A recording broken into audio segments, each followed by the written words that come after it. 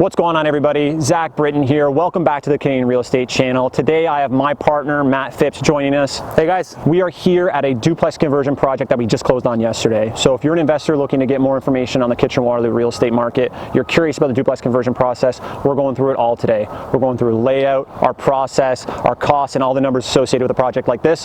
So let's go inside and get to it.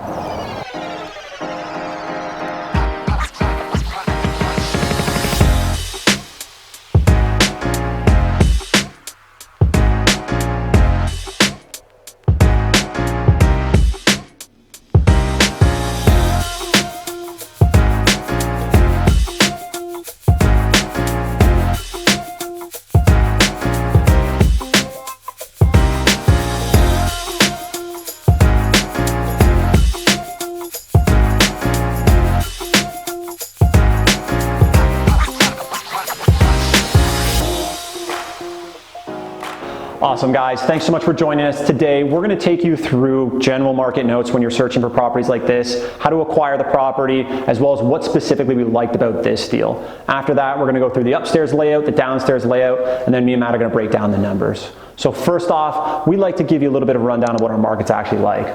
And Matt, you know best, our market is super competitive right now. So pretty much everything we're seeing is going into multiples. That's why it's super important to make sure that you have your search criteria set up. If you don't have search criteria set up and you're not looking at these properties as soon as they're coming on the market, you're already behind the 8-ball. We want to make sure that we're viewing every property online right away, and then we can schedule a time to go and take a look at it. So when it comes to the acquisition of the actual property, you need to know your criteria on the types of property you're looking at. In our market, like Zach said, everything is going into multiple offers, okay? There are occasionally properties that slip through the cracks and allow you to get a good deal. You need to be in a position to be able to purchase that property when the opportunity presents itself. So when it comes to acquisition, like Zach said, I am out there seeing absolutely any bungalow that we could convert, whether it be from 900 square feet up to 1,300 square feet. If it's got any sort of potential, we are out there seeing it, okay? What's gonna happen is offer day is gonna roll around. You're gonna see the number of offers come in and what they're expecting to get. If they potentially don't get the amount of offers that they're looking for, that's where you're gonna scoop up the opportunity. That is exactly what happened on this property. That's right. We had a couple bungalows and there's a couple other projects actually that were taking offers on the exact same day that showed a little bit better in a little bit better condition, but an opportunity came up that we could jump on this one with a little less competition and get it under contract. Exactly. So talk us a little bit why we like this project over some of the other options, because you know there's multiple properties on the market at any given time. They're taking offers around the same time and date. How do we land on this one? So to start, like you said, you know, there was other properties on the market and they did show a lot better than this and were priced right around the same point. So while that attracted the majority of the offers that day, we saw, you know, I think there's 4 offers on this place, so we saw a better opportunity here. Now to start, you know, as you can see kind of in the main area here, we've got great vaulted ceilings, and once we start removing all these walls, it's going to create just an awesome floor plan. Secondly, it's actually going to walk up in the basement, so it's totally separate entrance in the back, exiting right outside, which is also awesome. In addition to that, like driveway, roof, windows, all that stuff is done, so we're literally just coming in here doing the majority of the cosmetics, making it an easier and cheaper conversion for us. And let's not forget about location. Location for the price was fantastic as well, our end user in mind. In a few other videos that we've talked about, we're thinking about who's going to be the person that would purchase, or who's going to be the person that's actually going to be renting this unit once it's all finished up, and how can we make sure that we are utilizing our space and creating or actually acquiring a property that's going to give us that upside for the people that we're either renting or selling the property to, and this gave us an opportunity to do that. So what we're going to do now is we're going to go over the layout for the upstairs unit and then the downstairs unit, so you can kind of see some methods to our madness here and get a look at what this project's going to turn into when we're all done. So one really important thing that we focus on when we're going through the property for the first time is to look at layout potentials for the upstairs and the downstairs. Now this can really determine what our upside is going to be, as well as help determine what our renovation budgets are going to be before we acquire a home. And for this one, Matt does a lot of our layout design, so he's going to take us through why and how it's really important to do an open concept layout for this particular unit. Hey guys, like Zach said, open concept is key in today's market. Buyers love it when you go to sell it potentially. Tenants love it. You're going to get better rent, higher quality tenants.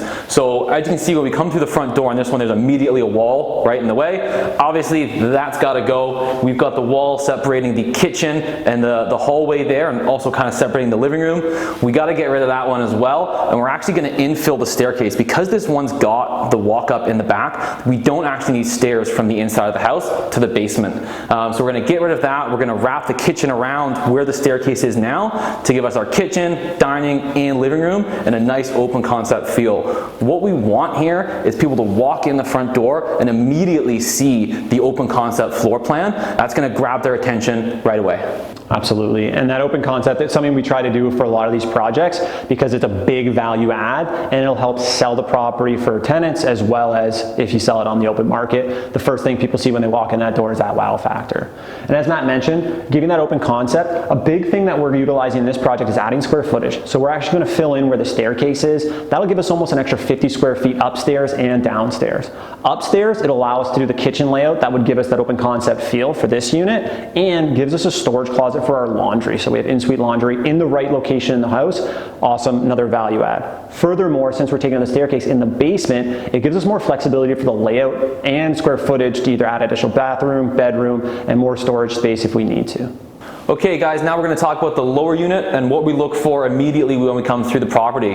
So an obvious one right off the bat is a separate entrance, okay? Whether it's a walk up in the back, a side entrance, a walkout, whatever it is, you obviously need a space to get into the unit, okay?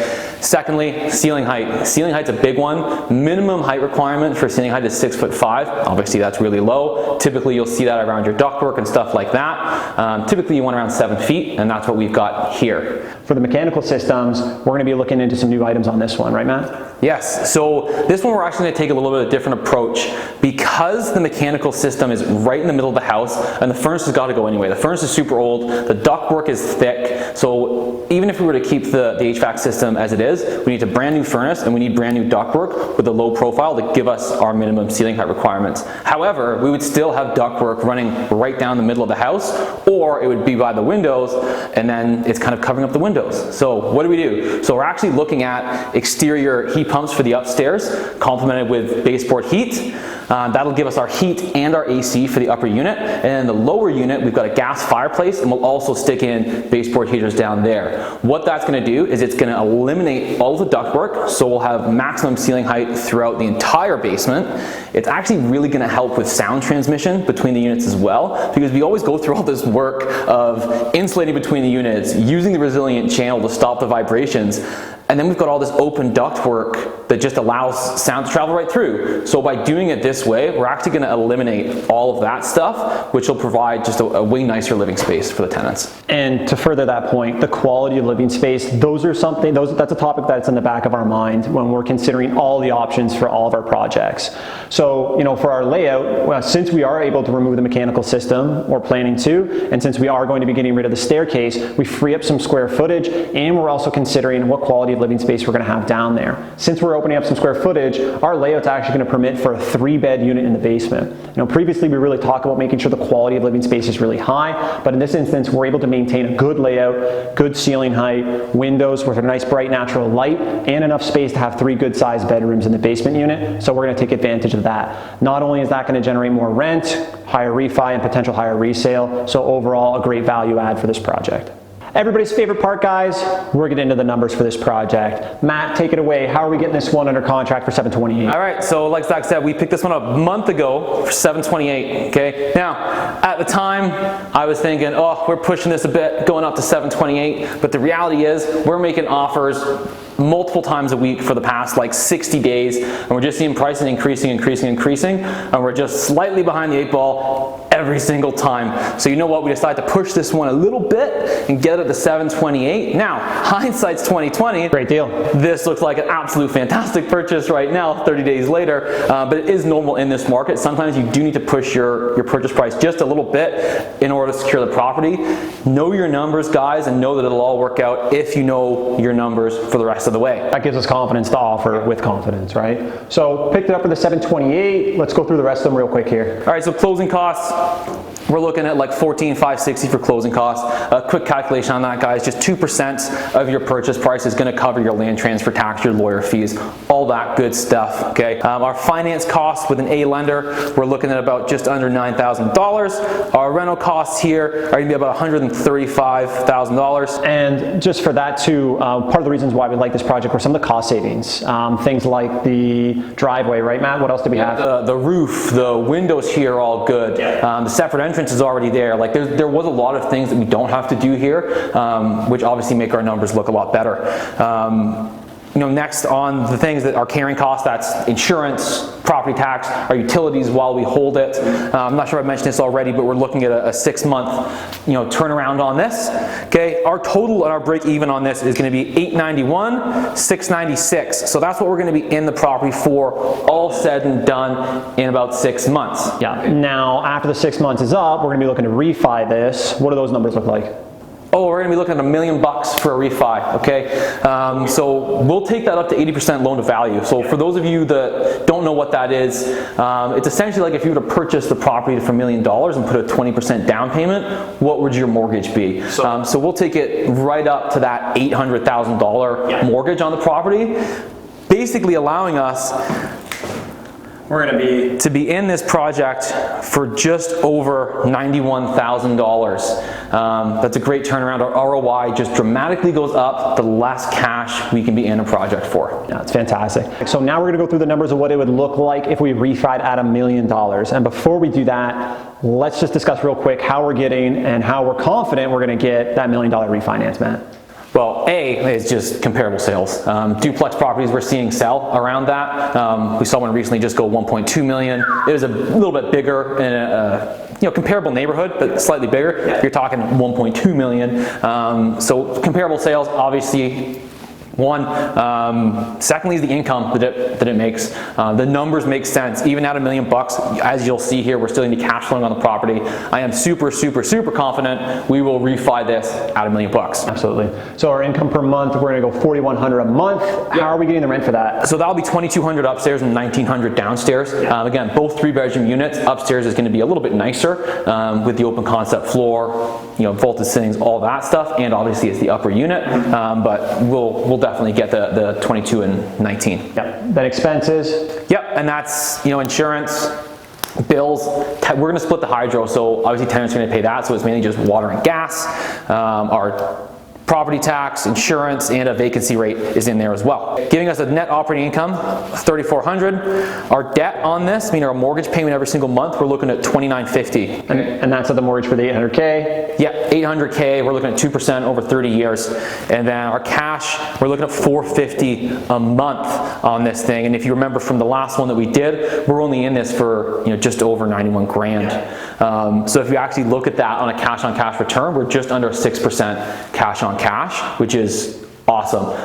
Obviously we're debt pay down, passive appreciation, and all the value that we've added for doing the conversion itself as well. Yeah. Now, something else that we are exploring and that we're running numbers on is how can we get more juice out of a project like this? And one thing we touched on was the location as well as the lot size for this project. As you can see in the backyard, we got a lot of extra space, right, Matt? Absolutely. So one thing we might consider is looking into options for possibly a tiny home or an addition. These are opportunities that you can either get more, cash and a little bit more juice out of investment property like this. So if you guys are considering options for tiny homes or additions, these are things that we're looking into and progressing with right here in Kitchener-Waterloo, and they are starting to become a little more popular now that they've opened them up. So get in touch with us with links in the description if you guys are willing to learn more about these types of projects or have questions about the tiny home process right here in KW.